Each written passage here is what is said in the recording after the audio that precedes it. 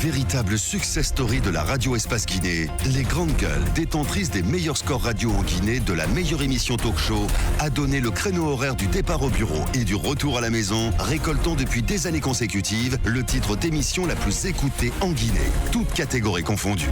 Un grand total de plus de 5 millions d'auditeurs ont été fidèles au talk show Les GG, diffusé jour après jour sur toutes les stations du réseau Adafo Média de 9h à 10h30, un exploit qui restera longtemps dans les annales de la bande FM en Guinée. 50 minutes encore à passer ensemble dans le cadre de cette émission. Vous le voyez à l'écran, notre premier invité qui s'est installé dans ce studio, Dr Banou Bari, conseiller à la présidence de la République. Il est aussi le président de la commission qui est en charge de piloter les opérations d'assainissement du fichier des enseignants, des fonctionnaires enseignants. Il va donc nous détailler tout ceci dans un instant. On s'intéresse un peu plus tard à notre second invité qui n'est autre que M. Abdoul Gadiri Diallo, chargé des négociations et des conflit à l'USTG. Faux, le tribunal de Kaloum n'a pas tranché dans le contentieux judiciaire opposant les deux factions de l'USTG. Dans une sortie au vitriol hier sur notre antenne et dans cette émission, Madame Yvonne Koumbassa a accommodé M. Abdoulaye Sow sous toutes les coutures avant de s'inscrire en faux contre les déclarations faites par celui-ci 48 heures plus tôt. Que répond le camp d'Abdoulaye Sow? Réponse du berger à la bergère, M. Abdoul Gadiri Diallo, chargé des négociations et des conflits à l'USTG.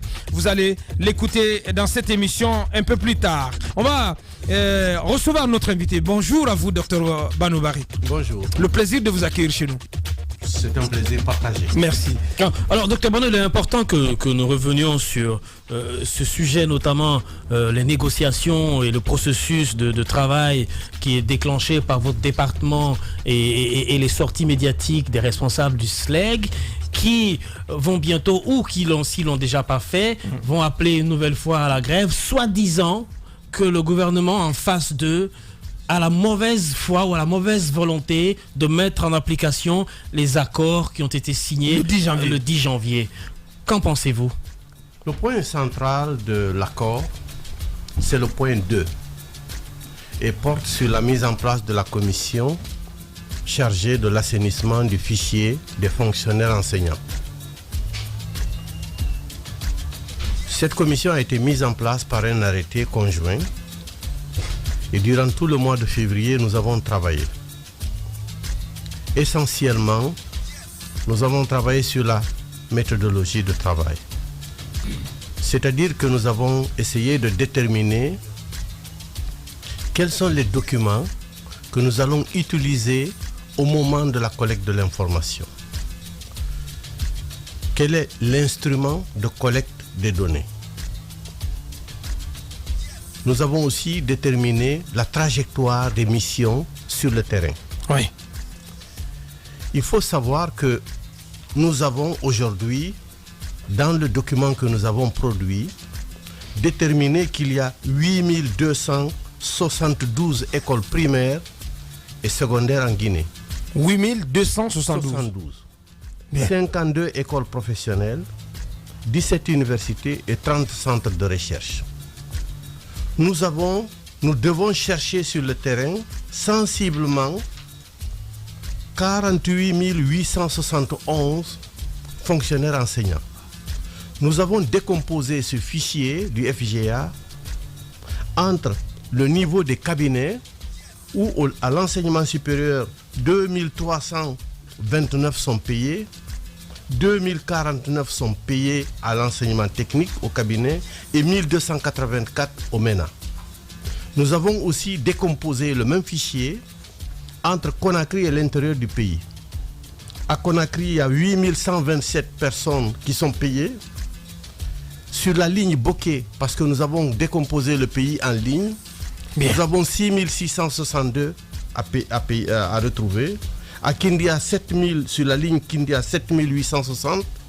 Sur la ligne Labé, 6463. Sur la ligne Farana, 7033. Et là, sur la ligne Kankan, 7311, ce qui fait 43 396. Vous n'avez pas parlé des Zérékouré, mais Zérékouré fait partie. C'est la ligne Farana. Bien. C'est ce que nous devons chercher.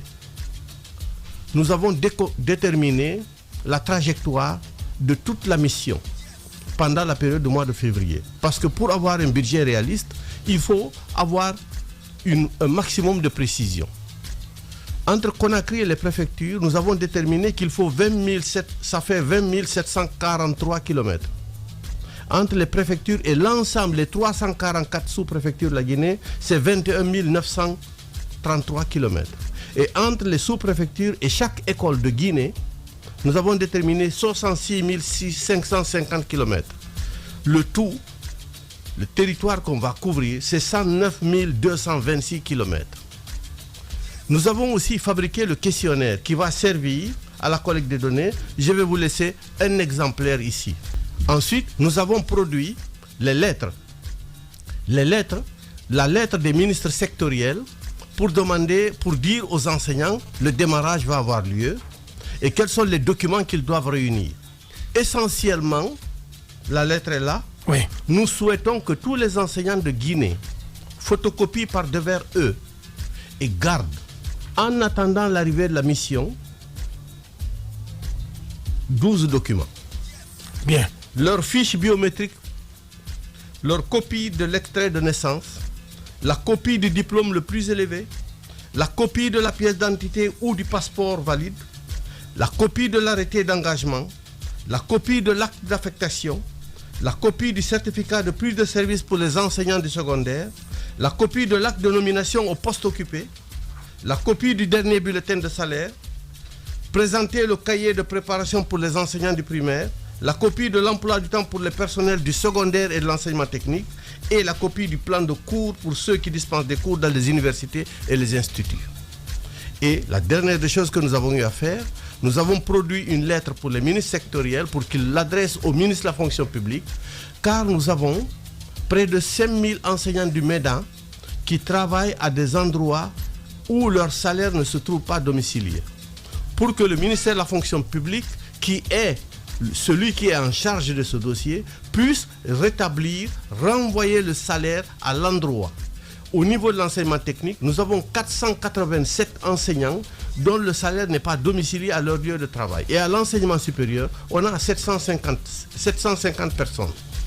Ces fichiers-là, nous les avons donnés à l'inspecteur général du travail pour qu'il les transmette au ministre sectoriel et la lettre d'accompagnement pour que le ministère de la fonction publique puisse prendre des dispositions parce qu'il est prévu dans l'accord que pendant la période de collecte de l'information, les salaires vont être dévirés. Et pour limiter le mouvement et la fatigue des enseignants, nous avons pensé qu'il était préférable de rétablir à l'endroit le salaire de chaque des enseignants pour permettre en réalité un contrôle aisé et une facilité dans le travail. Donc tout le dispositif aujourd'hui, par rapport à la collecte de l'information, aujourd'hui le dispositif est prêt. Les grandes gueules. Docteur Mohamed Alpha Banoubari, notre invité. Alors c'est très technique. Allez-y, mon frère. Limpide.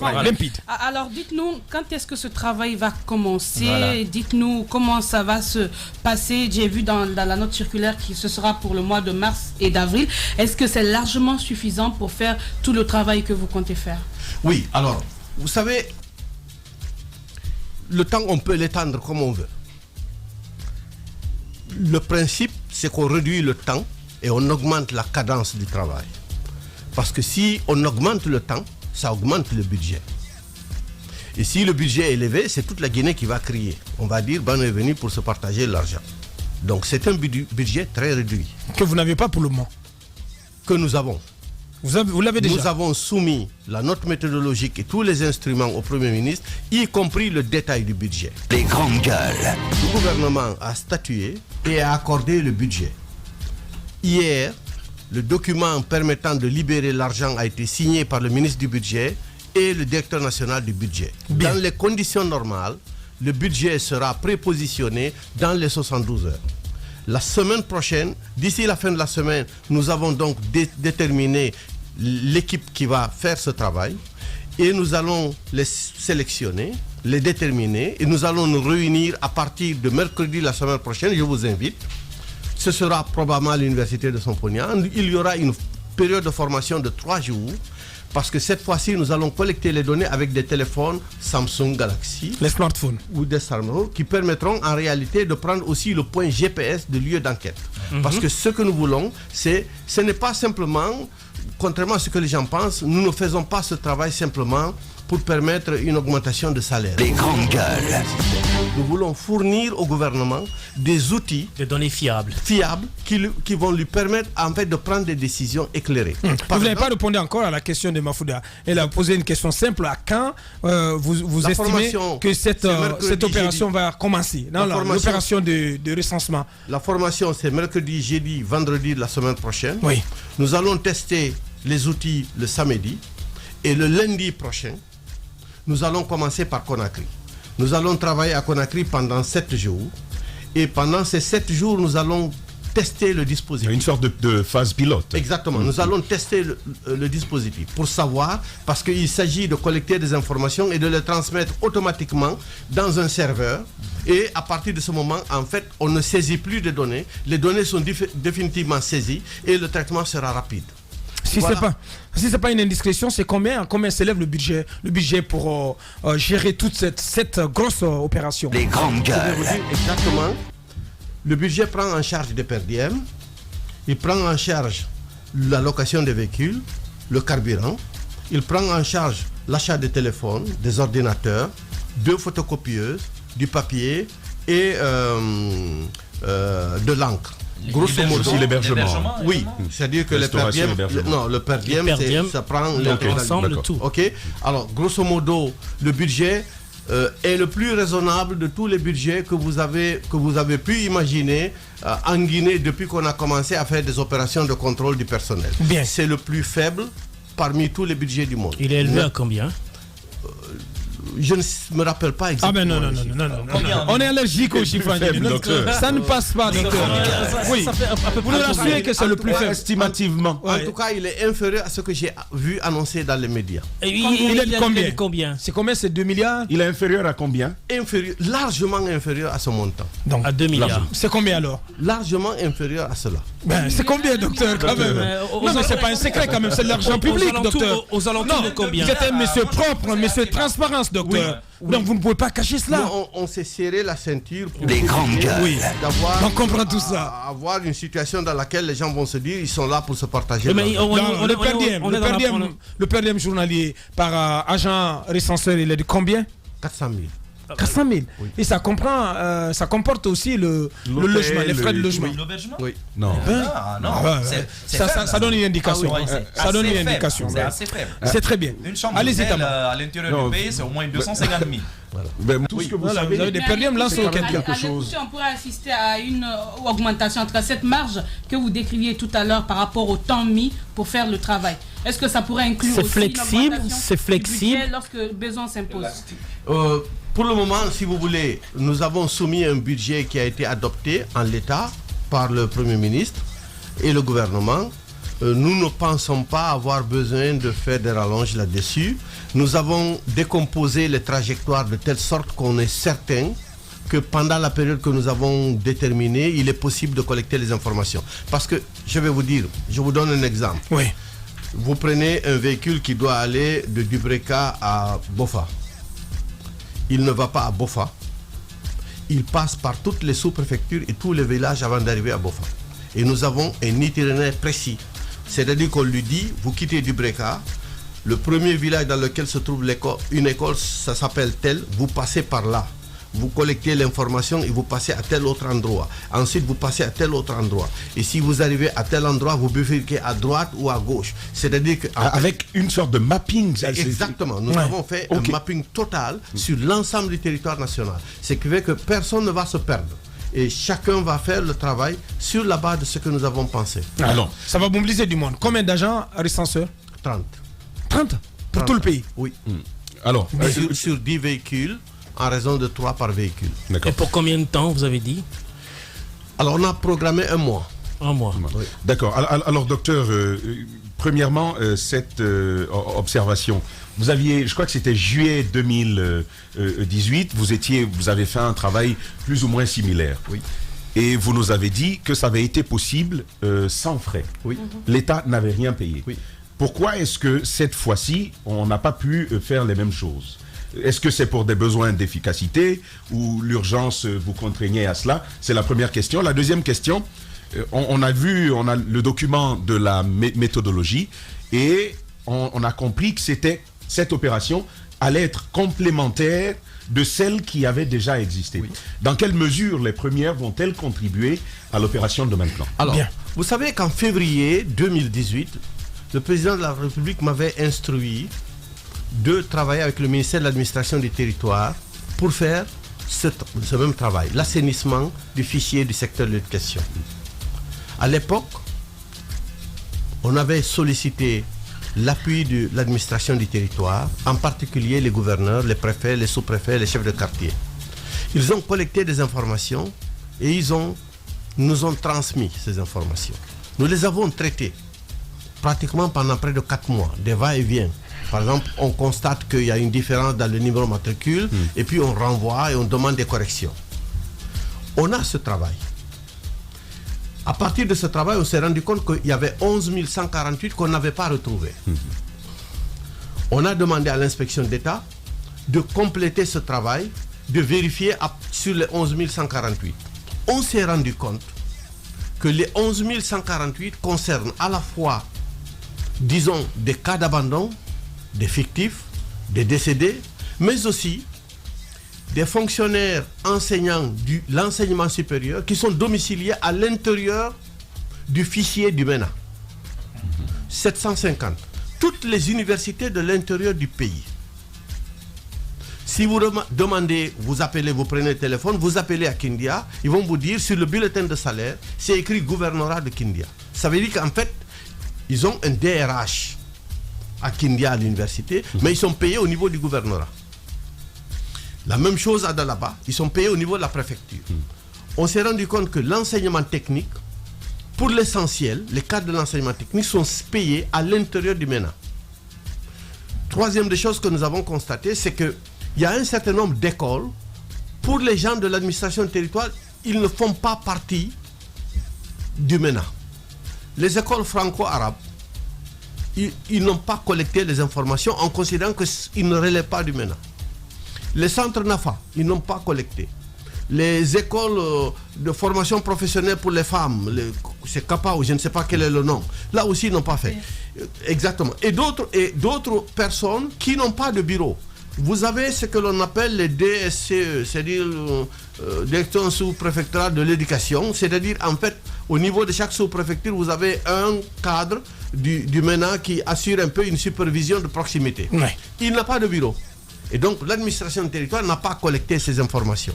Donc aujourd'hui, ce que nous allons faire de plus, et c'est la raison pour laquelle il y a cet argent, c'est que hier, sinon de façon, puisque c'est l'autorité de l'État qui était en jeu, on a demandé aux gens de partir. Cette fois-ci, ce que nous souhaitons, si vous regardez le questionnaire, on va non seulement collecter des informations sur le personnel, mais on le fera au lieu de travail. C'est-à-dire que ce n'est pas, personne ne se déplace, aucun enseignant ne va venir à la DPE pour venir présenter des documents et se faire recenser. Parce que l'équipe qui va quitter Conakry, elle va partir avec le fichier FGA de la préfecture.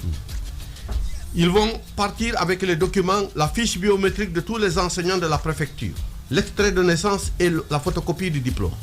Ils partiront aussi avec l'ensemble des données que nous disposons à l'heure actuelle. Pour dire, lors du premier contrôle, nous avions trouvé que ces gens-là étaient en abandon. Nous avions trouvé que ces gens-là étaient des fictifs. Nous avons trouvé que ces gens-là étaient en situation de classe. Vous partez avec toutes ces informations. Vous partez avec ces documents. Quand vous collectez les informations, vous comparez le soir. C'est une journée de travail, disons, d'une institution. Grosso modo, c'est de 8h à 17h. C'est une journée de travail pleine. Les grandes gueules. Et vous allez donc comparer pour voir est-ce que vous avez retrouvé quelqu'un ici qui était dans telle situation ou dans telle autre situation. La raison pour laquelle ils partent avec ces documents et la fiche biométrique avec laquelle ils vont partir sera en couleur pour permettre de certifier l'identité de celui qui est en face de vous. Parce qu'on s'est rendu compte, dans les informations que nous possédons, il y a ce que l'on appelle des vrais faux et des faux vrais. C'est-à-dire des gens qui ont la photo, tout.